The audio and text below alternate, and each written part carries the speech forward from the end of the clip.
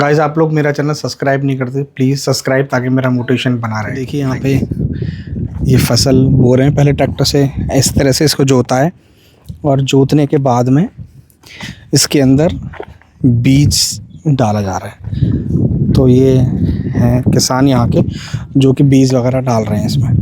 तो एक बार इनसे बात करके देखते हैं कि चीज़ का बीज है, क्या है, कितना टाइम लगता है, फसल करना आसान है, मुश्किल है, क्या है, ताकि लोगों को थोड़ा ये आइडिया होना चाहिए कि यार किसानों का जीवन इतना इजी नहीं है। अगर कोई एक चीज़ में कहीं भी बारिश पड़ गई तेज़ तो ख़राब हो जाता है, और अगर कहीं पे कीट वगैरह आ गए या कुछ बीमारी आ गई तो ख़राब हो जाता है। तो ये ऐसी सारी चीज़ें होती हैं। तो अब देखो, अब ये पानी है, अब इनकी तो क्या हालत हो रही है कि कुछ टाइम बाद पानी आएगा और टूट टूट के गिर जाएगा, फसल का बर्बाद, दुनिया भर की चीज़ें, टेंशन, उगाना, और इनके अलावा इसके अलावा और कुछ है नहीं इनके पास जिससे अपना जीवन यापन कर सकें। तो एक बार बात करते हैं इनसे। तो आप इसमें क्या डाल रहे हैं चाचा अभी? सरसों। तो सरसों बिना जोते? तो पहले बीज डालते हैं फिर जोतते हैं इसको, सरसों को ऐसे उगाया जाता है?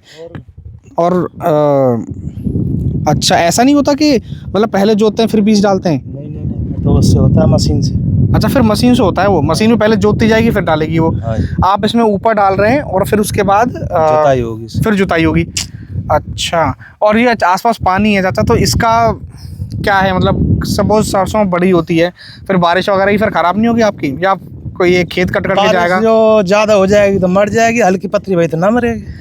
अच्छा, अगर हल्की फुल्की भी तो नहीं मरेगी, ज़्यादा होगी तो मर जाएगी बारिश से। अच्छा, तो आपके हिसाब से किसान की लाइफ में मतलब ऐसी क्या इश्यूज होते हैं कि मतलब जीना कैसा है किसान का? बहुत अच्छे से जीता है या थोड़ी टेंशन होती है फसल को लेकर के? जनता के लइया तो किसान के लइया तो टेंशन ही टेंशन है। टेंशन ही टेंशन है। चौंक खाद बीज लावे तो बनुआ उधार सुधार का झूठ बोले का सांस बोले जब लेके आवे। हाँ सही बात है। उसको भी जाड़ो मार जाए, बरसा मार जाए तो उसका तो ब्याज रुपए गया, वो तो फिर आगा ले देखो कि भाई मुँह ब्याज रुपए फिर लेना पड़ेगा। हाँ बिल्कुल सही कह रहे हैं। तो आसान नहीं है बेसिकली एक लाइफ, है ना? नहीं, मेहनत करो पूरी, मेहनत पूरी है, बचत कुछ है नहीं। बचत कुछ भी नहीं है, कितना भी खेत हो बेसिकली, कितना भी हो कोई नहीं है उससे। और उसमें लागत भी बहुत लग जाती है, जैसे कीटनाशक डालते हैं या यूरिया वगैरह और वो सारा सब। और पहले से महंगा हो गया यूरिया काफ़ी, या मतलब महंगा हो गया? 350 रुपये का बोरा आ रहा है, वो भी 45 किलो को। DAP को लाभ है 1800 रुपये का आ रहा है, वो भी 45 किलो को। अच्छा, तो मतलब लागत भी लग जाती है, और थोड़ी भी दिक्कत हो गई, कीट आ गए या बीमारी कुछ आ गई तो खत्म, वो तो सब जीरो। वो तो सब खत्म, जीरो पे।